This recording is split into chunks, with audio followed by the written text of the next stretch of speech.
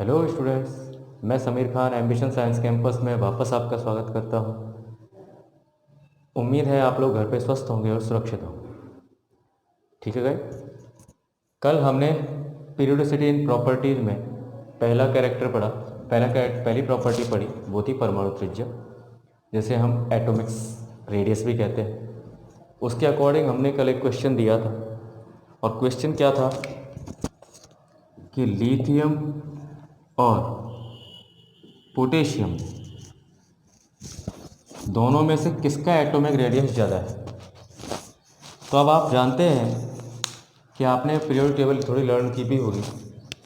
जो लिथियम है वो कौन से पीरियड में है? सेकंड पीरियड में। कौन से पीरियड में? सेकंड पीरियड में। और जो पोटेशियम है वो कौन से पीरियड में है? फोर्थ पीरियड में। तो थोड़ा सा एक छोटा सा एक आइडिया है, सेकंड पीरियड में कितने कोश ऑर्बिट बनेंगे? 2 बनेंगे। और फोर्थ वाले में कितने बनेंगे? 4 बनेंगे, है ना? क्योंकि इसका जो फॉर्मूला होगा वो होगा 2 और 1 इलेक्ट्रॉनिक कॉन्फ़िगरेशन, और इसका होगा 2 8 8 और 1। तो बताइए किसका एटॉमिक रेडियस ज़्यादा होगा? पोटेशियम का। तो लिखना है, समझ में भी आना चाहिए। लिखना क्या है कि जो लिथियम और पोटेशियम है, लिथियम में इलेक्ट्रॉनिक कॉन्फ़िगरेशन 2 1 होता है। 2 1 होता है तो वहाँ पे न्यूक्लियर जो फोर्स है वो कम लगेगा। ठीक है, सेकंड ऑर्बिट पे कम लगेगा तो वहाँ पे एक्स्ट्रा ऑर्बिट के बढ़ने की वजह से वहाँ पे जो क्या कहते हैं न्यूक्लियर जो पावर है, न्यूक्लियर चार्ज है, वो क्या हो जाएगा? थोड़ा कम हो जाएगा। और जैसे जैसे पीरियड में जैसे जैसे ग्रुप में ऊपर से नीचे आएंगे तो वहाँ पर क्या होगा? वहाँ पर ये होगा कि जो पहला जो ऊपर लिथियम है उसमें 2 ऑर्बिट है, और जो फोर्थ पीरियड में जो पोटेशियम है उसमें 4 है। तो जब ऊपर से नीचे आ रहे हैं तो कौन सा वर्ग है? ग्रुप कौन सा है? First A. कौन सा ग्रुप है? First A. फर्स्ट ए के ही दोनों ग्रुप है। तो यहाँ पर इसमें 2 है और इसमें 4 है। तो सीधी सी बात है, जिसमें सेल्स ज़्यादा होंगे उस पर न्यूक्लियर चार्ज क्या हो जाएगा? कम हो जाएगा। कम हो जाएगा तो एक्स्ट्रा ऑर्बिट बढ़ने की वजह से उसका जो रेडियस होगा वो क्या हो जाएगा? ज़्यादा हो जाएगा। और रेडियस ज़्यादा होगा तो एटॉमिक साइज ऑटोमेटिक बढ़ जाएगी। तो यहाँ पर एटॉमिक साइज किसका ज़्यादा है? पोटेशियम का। और रेडियस भी किसका ज़्यादा है? पोटेशियम का गाइस। ओके गाइस, तो अब हम अगले टॉपिक पे आते हैं, वो है आयनिक रेडियस। हाँ गाइस, अब है आयनिक रेडियस। आयनिक रेडियस क्या है? सबसे पहली चीज़ हमें समझनी है आयनिक, व्हाट इज आयनिक। देखिए, आयनिक जो वर्ड है वो किससे बना है? आयन से। जो आयन है वो आयन होता है 2। एक तो होता है पॉजिटिव और एक होता है नेगेटिव। मीन्स पॉजिटिव चार्ज और नेगेटिव चार्ज, ये दोनों होते हैं। अब हमें यहाँ पर आयनिक रेडियस में ये समझना है कि इन दोनों का यूज यहाँ पर क्या है। यूज यहाँ पर ये है कि मैंने आपको जब पीरियोडिक टेबल, जो मॉडर्न वाली पीरियोडिक टेबल पढ़ाई थी, तो उसमें बताया था कि जो मेटल है, नॉन मेटल है और मेटलॉइड्स है। मेटलॉइड्स दोनों को अलग अलग करते हैं। और जो मेटल होते हैं, जो धातुएं होती हैं, वो क्या काम करती हैं? वो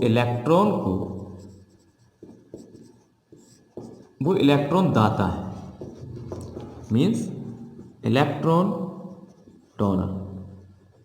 कौन? मेटल। इलेक्ट्रॉन डोनर है। क्यों है? क्योंकि देखिए, इलेक्ट्रॉन डोनर इसलिए है क्योंकि एग्जाम्पल के लिए मैं यहाँ पर सोडियम लेता हूँ। मैंने आपको पहले बताया था कि जो आवर्स पीरियोडिक टेबल में जो आप एलिमेंट देखते हो वो सब न्यूट्रल है। क्या है? न्यूट्रल। उन पर कोई भी चार्ज नहीं है। जब सोडियम हम देखते हैं तो इसका जो इलेक्ट्रॉनिक कॉन्फ़िगरेशन है वो क्या है? 281। क्या है? 281। अब यहाँ पर इसके पास एक्स्ट्रा इलेक्ट्रॉन है या नहीं? है। तो वैलेंसी पढ़ेंगे जब मैं और क्लियर कर दूंगा आपको। 281 में एक्स्ट्रा इलेक्ट्रॉन कितना है? 1। अगर ये अपना इलेक्ट्रॉन डोनेट कर देता है तो क्या इसका एक्सटर्नल ऑर्बिट कंप्लीट होता है या नहीं होता है? होता है। जैसे बाह्यतम कोश कहते हैं, बाह्यतम कोश एक इलेक्ट्रॉन दान करने के बाद में अपना अष्टक या ऑक्टेव पूरा ऑक्टेन पूरा करता है या नहीं करता है? करेगा।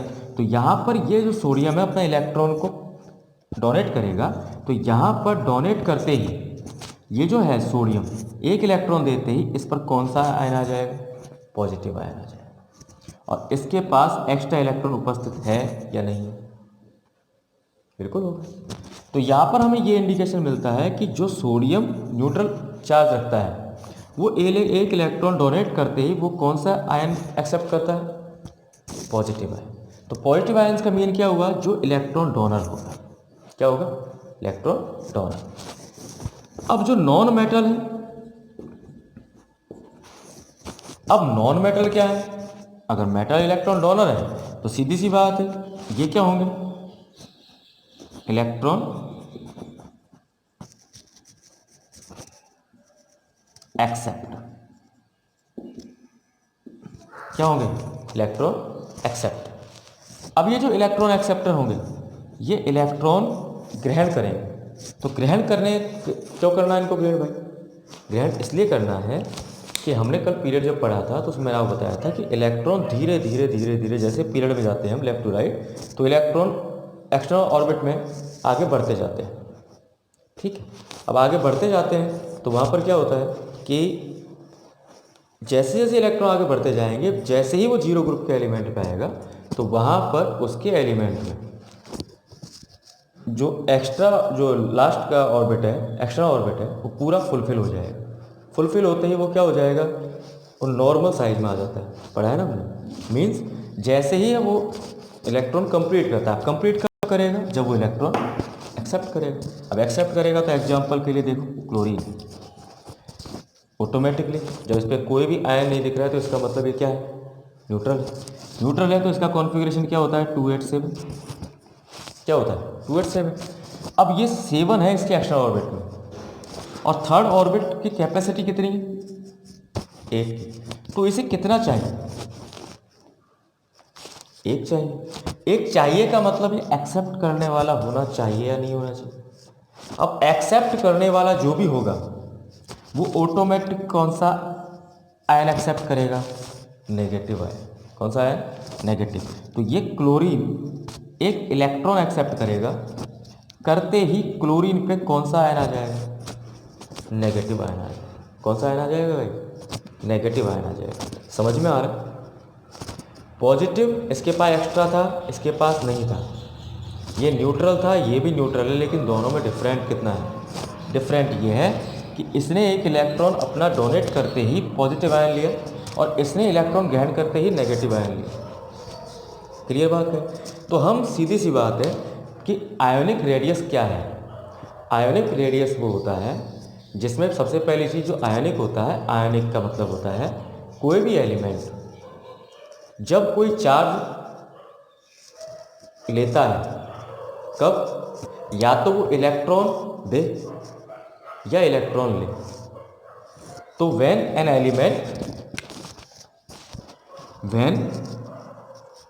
Element which give or take electrons to complete fulfill electron in last orbit. Okay, मतलब कोई एक एलिमेंट जो कि इलेक्ट्रॉन या तो दे या ले और उसके द्वारा देने या लेने से इलेक्ट्रॉन उसके लास्ट ऑर्बिट में कंप्लीट फुलफिल हो जाते हैं, उसका ऑक्टेन कंप्लीट हो जाता है, तो वहाँ पर वो कौन सा एलिमेंट हो जाएगा? आयनिक एलिमेंट हो जाएगा। कौन सा एलिमेंट हो जाएगा? आयनिक एलिमेंट हो जाएगा। अब आयनिक एलिमेंट होते ही जब वो देगा तो कौन सा आयन लेगा? पॉजिटिव। और जब लेगा तो कौन सा आयन आ जाएगा? नेगेटिव। दिस इज कॉल्ड आयनिक। अब इनको अगर हम थोड़ा डीपली पढ़ें तो डीपली पढ़ने के लिए क्या करना है? एग्जाम्पल लेना है। एग्जाम्पल मैं आपको बताता हूँ। हाँ भाई, अब एग्जाम्पल आपका है सोडियम। लिखा हमने ये एक उदासीन परमाणु, ये एक धनात्मक आयन है, ये एक उदासीन परमाणु है और ये एक ऋणायन परमाणु। ओके भाई, अब यहाँ पर चीज़ हमें ये समझनी है, ये धनात्मक क्यों आया और ऋणायन क्यों आया। ये मैंने अभी आपको समझाया। धनात्मक कब बनेगा, पॉजिटिव आयन कब बनेगा, जब कोई भी एक उदासीन परमाणु जब वो इलेक्ट्रॉन देगा। अब कि सर हम कैसे पता लगाएं कि इलेक्ट्रॉन देगा या लेगा, तो आप नॉर्मल थिंग ये कि जो भी मेटल्स हैं वो सब के सब अपना इलेक्ट्रॉन देते हैं। ओके, समझ में आ जाएगा। जितनी मेटल्स हैं उन सब के अंदर इलेक्ट्रॉन देने की कैपेसिटी होती है। देने के बाद ही वो अपना ऑक्टेन पूरा करते हैं। लेकिन जो नॉन मेटल्स होते हैं वो हमेशा नेगेटिव आयन होते हैं, और आप जानते हो नॉन मेटल किस वर्ग में आती है, पी। किस में आती है, पी में। और जो मेटल्स है वो किस में आती है, एस, डी, पी में भी कुछ आती है, ठीक है, और एफ आती है ना। ये आपको पता होना चाहिए। और वैसे मैं आपको एक तरीका भी समझा दूंगा, क्योंकि आपको 20 नंबर तक याद करना है। 20 नंबर में आपको पीरियोडिक टेबल में से ये छांटना है कौन सा मेटल है, कौन सा नॉन मेटल है, कौन सा मेटलॉइड्स है, ये आपको पता होना चाहिए। ओके भाई, अब स्टार्ट करते हैं। अब बात आती है कि सोडियम और इस सोडियम प्लस में से क्वेश्चन पूछता है कि इन दोनों में से किसका आकार बड़ा है। इसमें भी सेम क्वेश्चन है। अब आकार किसका बड़ा है, क्योंकि आकार देखने के लिए, क्योंकि हम क्या पढ़ रहे हैं, रेडियस। ये क्वेश्चन कहाँ से आया, ऐसा नहीं अंदाज़ा लगा लो आप कि क्या अब सर ने ऐसे तुक्के से बोल दिया, नहीं। देखो आयोनिक के आगे रेडियस लिखा है। अब रेडियस त्रिज्या होती, जब त्रिज्या आएगी सीधी सी बात है आकार की बात होगी। किसकी बात होगी, आकार की। और आकार के साथ साथ किसकी बात होगी, distance between nucleus and external orbit, ठीक है। अब देखो इसका जो इलेक्ट्रॉनिक कॉन्फ़िगरेशन है वो है 281। तो एग्जाम्पल देके बता देता हूँ। 2 और ये 1। ओके गाइस, इसमें अब देखो जब इसने अपना ये एक्सटर्नल जो इलेक्ट्रॉन है, एक्स्ट्रा ऑर्बिट में जो इलेक्ट्रॉन है उसको उसने दिया, तो देने का मतलब है उसका इलेक्ट्रॉनिक कॉन्फ़िगरेशन कितना आ जाएगा, 2 और 8। तो यहाँ पर इसका जो साइज है वो कितने ऑर्बिट में रह जाएगा, बोलिए। इसमें 2 ही ऑर्बिट रहेंगे और इसमें कितने थे, 3। तो यहाँ पर इसका आकार बड़ा है या इसका आकार बड़ा है, बड़ा कौन, ये। क्यों, क्योंकि इसमें कितने कोश हैं, 3, और इसमें कितने कोश हैं, 2। तो यहाँ पर क्या हुआ, जैसे ही इलेक्ट्रॉन दिया ये जो एक्सटर्नल ऑर्बिट है ये ऑटोमेटिक खत्म हो जाता है, और ये सोडियम में कितने कोश आ जाते हैं, 2। अब बताओ ये किसके इक्वल हो जाएगा, इक्वल किसके। अब देखो 2 ऑर्बिट जब जिसमें लास्ट वाला कोश कंप्लीट हो, तो बताओ कौन सा एलिमेंट हो सकता है, वो एलिमेंट है नियॉन। क्या है, नियॉन के बराबर हो जाएगा। किसके बराबर हो जाएगा, नियॉन के बराबर। और जब नियॉन के बराबर हो जाएगा तो नियॉन का भी इलेक्ट्रॉनिक कॉन्फ़िगरेशन कितना होता है, मींस एक इलेक्ट्रॉन देते ही इसने अपना ऑक्टेन कंप्लीट किया या नहीं किया। तो हमेशा क्वेश्चन ये पूछा जाता है, इसको रटने की आवश्यकता नहीं है, आपको सिर्फ ये समझना है कि कोई भी जो धनात्मक आयन है, मतलब पॉजिटिव आयन है, वो अपने संगत उदासीन परमाणु मतलब न्यूट्रल आयन वाले परमाणु से छोटा होता है, ठीक है। और न्यूट्रल वाला जो एलिमेंट है वो क्या होता है, बड़ा होता है, क्योंकि उसमें ऑर्बिट ज़्यादा होते हैं, और इलेक्ट्रॉन देने के बाद में जो पॉजिटिव आयन बनता है उसमें एक्सटर्नल ऑर्बिट ख़त्म ही हो जाता है।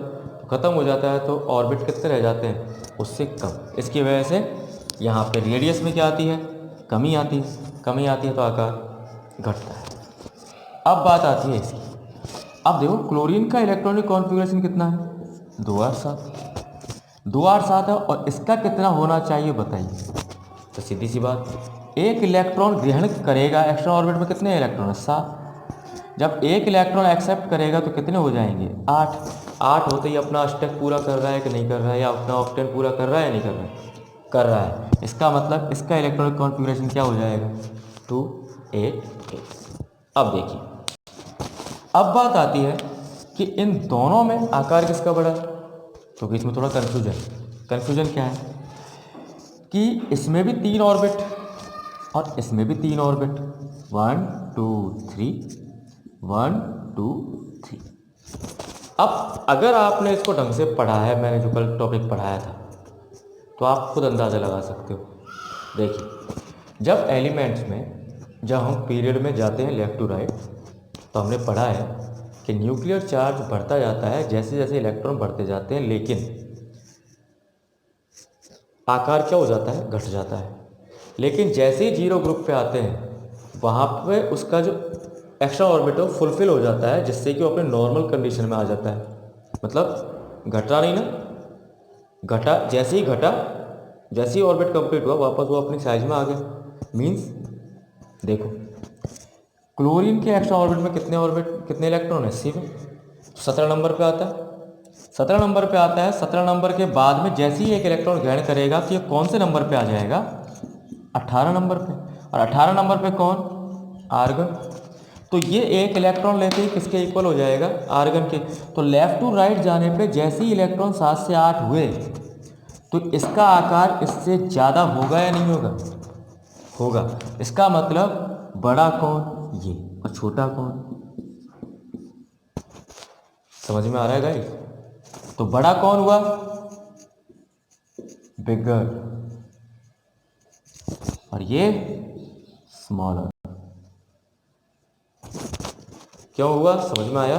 क्योंकि यहाँ पर इसमें दोनों में कोस तो बराबर है, लेकिन लॉ के अकॉर्डिंग जब पीरियड में लेफ़्ट टू राइट जाते हैं तो इलेक्ट्रॉन बढ़ने के कारण न्यूक्लियर चार्ज बढ़ता है, और न्यूक्लियर चार्ज बढ़ेगा तो वहाँ पे इलेक्ट्रॉन्स नाभिक की तरफ, न्यूक्लियस की तरफ आकर्षित होते चले जाएंगे, और आकार छोटा हो जाएगा। लेकिन जैसे ही जीरो एलिमेंट पे आएंगे, वापस अपनी वो नॉर्मल कंडीशन में आ जाएगा। तो सीधी सी बात है, जहाँ पे आकार झुक रहा था वो लास्ट में आती ही एकदम से क्या हो जाएगा? बड़ा हो जाएगा। इसलिए क्लोरीन का जो ऋणायन है, नेगेटिव आयन है, उसका आकार अपने संगत परमाणु से बड़ा होता है। ओके गाइस, समझ में आया? तो आज के लिए इतना ही। और आज का टॉपिक था आयनिक रेडियस। ये मैंने आपको बता चुका हूँ। धनायन और जो पॉजिटिव और नेगेटिव आयन कैसे बनते हैं, किस वजह से बनते हैं, ये आपको पता होना चाहिए। Okay guys, take care and thank you.